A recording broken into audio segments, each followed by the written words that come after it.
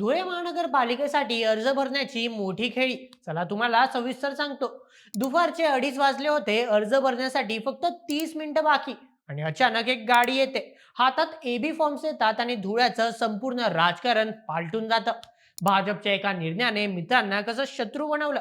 राजकारण म्हटलं की काटशह आलाच. पण धुळे महानगरपालिका निवडणुकीत जे काही घडले ते एखाद्या सस्पेन्स थ्रिलर सिनेमापेक्षा कमी नाही. गेल्या काही दिवसांपासून आपण बघतोय की महाराष्ट्राच्या राजकारणात काय चालू आहे. पण धुळ्यात जे घडतंय त्यांनी सर्वांच्या भुवया उंचावल्या आहेत. अर्ज भरण्याचा शेवटचा दिवस, कार्यकर्त्यांची गर्दी, नेत्यांची धावपळ आणि यात भाजपने टाकलेला एक असा डाव ज्याने शिंदे सेना आणि अजित पवार गटाची मोठी कोंडी झाली आहे. आज आपण विश्लेषण करणार आहोत धुळे महापालिकेच्या त्या 16 तासांचं ज्यांनी शहराचं राजकीय गणितच बदलून टाकलं. भाजपचा एकला चलोरेचा नारा, बंटी खोपडेंसारख्या दिग्गजांचं पक्षांतर आणि इतिहासात पहिल्यांदाच तृतीयपंथी उमेदवाराची एंट्री. नेमकं काय शिजते धुळ्याच्या राजकारणात? चला सविस्तर जाणून घेऊया आजच्या व्हिडिओमध्ये. नमस्कार, मी नील सोनार, तुम्ही पाहत आहात बोल एमएच. सुरुवात होते 30 डिसेंबर रोजी सकाळी 10 वाजता. भाजपची अधिकृत यादी येईल अशी सर्वांना अपेक्षा होती. कार्यकर्ते फोन हातात घेऊन बसले होते.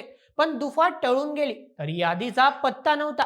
भाजपने आपली रणनीती शेवटच्या क्षणापर्यंत इतकी गुलदस्त्यात ठेवली होती की खुद इच्छुक उमेदवारांचाही जीव टांगणीला लागला होता.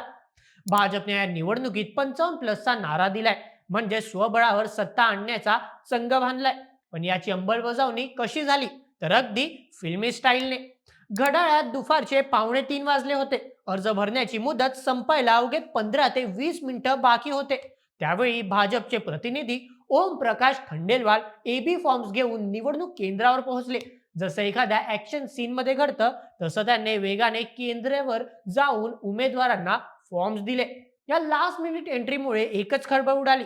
काहींना तिकीट मिळालं, पण ज्यांचा पत्ता कट झाला त्यांच्या पायाखालची जमीन सरकली. भाजपची ही खेळी महायुतीमधील मित्र पक्षांसाठी धक्कादायक होती. भाजपने मित्रपक्षांना चर्चेत गुंतवून ठेवलं आणि ऐनवेळी सर्व जागांवर आपले उमेदवार घोषित करून एकला चलोची भूमिका स्पष्ट केली. आता वळूयात या नाण्याच्या दुसऱ्या बाजूकडे. भाजपच्या या अनअपेक्षित खेळीमुळे शिंदे सेना आणि राष्ट्रवादी काँग्रेस अजित पवार गट यांची मोठी अडचण झाली. जागा वाटपाचा चर्चा सुरू होत्या, पण भाजपने एक हाती निर्णय घेतल्याने हे दोन्ही मित्रपक्ष वेट अँड वॉच भूमिकेत होते. पण जेव्हा भाजपची यादी आली नाही आणि वेळ निघून चालली होती तेव्हा संयम सुटला. तिकीट न मिळाल्याने अनेक दिग्गजांची बंडखोरीचं निशाण फडकवलं. यात सर्वात मोठं नाव समोर आलं ते म्हणजे माजी स्थायी समिती सभापती दीपक उर्फ बंटी खोपडे यांचं. प्रभाग क्रमांक 16 मध्ये आता हाय व्होल्टेज ड्रामा पाहायला मिळणार आहे. बंटी खोपडे यांनी भाजपला रामराम ठोकला आणि त्यात शिंदे सेनेत प्रवेश करून उमेदवारी मिळवली.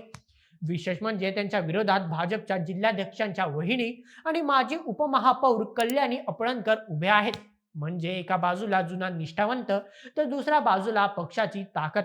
ही लढत धुळ्यातील सर्वात लक्षवेधी लढत असणार आहे. इतकंच नाही तर राष्ट्रवादी काँग्रेस शरद पवार गटचे शहराध्यक्ष रणजित राजे भोसले यांनीही अचानक राजीनामा दिला. का? कारण त्यांच्या पत्नी उज्ज्वला भोसले यांना भाजपने तिकीट दिलं. विचार करा, जो माणूस मवियाच्या बैठकांमध्ये रणनीती ठरवत होता त्याच्याच घरात भाजपने उमेदवारी दिली. याला म्हणतात राजकारण. आता शिंदे सेना आणि अजित पवार गटाने जिथे तडजोड झाली नाही तिथे उमेदवार उभे केले आहेत. काही ठिकाणी मैत्रीपूर्ण लढत होईल तर काही ठिकाणी उघड बंडखोरी. माघारीच्या दिवशीच हे चित्र स्पष्ट होईल. या सगळ्या राजकीय साठमारीत एक अत्यंत महत्वाची आणि ऐतिहासिक घटना घडली. धुळे महापालिकेच्या इतिहासात पहिल्यांदाच तृतीयपंथी उमेदवार रिंगणात उतरले आहेत. आंतरराष्ट्रीय किन्नर आखाड्याच्या राज्य अध्यक्षा महामंडलेश्वर पार्वती नंदगिरी परशुराम जोगी यांनी शिंदे सेनेकडून अर्ज दाखल केला आहे. आधी त्यांनी भाजपकडे तिकीट मागितलं होतं, पण तिथे नकार मिळताच शिंदे साहेबांच्या पक्षाने त्यांना संधी दिली. लोकशाहीत प्रत्येक समाजाला प्रतिनिधित्व मिळणं किती गरजेचं आहे याचं हे उत्तम उदाहरण आहे. आणि शेवटी त्या शेवटच्या 5 मिनिटांचा थरार. निवडणूक आयोगाचे नियम म्हणजे नियम. दुपारी 3 वाजता प्रशासनाने निवडणूक केंद्राचे मुख्य दरवाजे बंद केले. बाहेर कार्यकर्त्यांची अलोट गर्दी, घोषणाबाजी आणि आत जाण्यासाठी चाललेली धडपड. पण हेडलाईन उलटून गेल्यावर कोणालाही प्रवेश मिळाला नाही. जे आत होते त्यांचेच अर्ज स्वीकारले गेले. अनेक इच्छुकांची या 3 वाजण्याच्या वेळेमुळे स्वप्रभंग झाली. रात्री उशिरापर्यंत या परिसरात कार्यकर्त्यांची गर्दी आणि तणाव पाहायला मिळत होता. तर मित्रांनो, धुळे महानगरपालिकेचं रणशिंग फुकलं गेलंय. भाजपने स्वबळाचा नारा दिलाय, तर नाराज नेत्यांनी बंडखोरी करून धनुष्यबाण आणि घड्याळ हाती घेतले. आता माघारीच्या दिवशी किती उमेदवार माघार घेतात आणि किती जण मैदानात टिकून राहतात, यावर धुळ्याच्या महापौर कोण होणार हे ठरणार आहे. तुम्हाला काय वाटतं, भाजपची एकला चलोची रणनीती यशस्वी होईल की बंडखोरी नेते बाजी मारतील आणि प्रभाग 16 मध्ये बंटी खोपडे जिंकतील की भाजप? तुमची मते खाली कमेंटमध्ये आम्हाला नक्की कळवा आणि अशाच व्हिडिओसाठी सबस्क्राईब करा बोल एम एच आपल्या युट्यूब चॅनलला. धन्यवाद.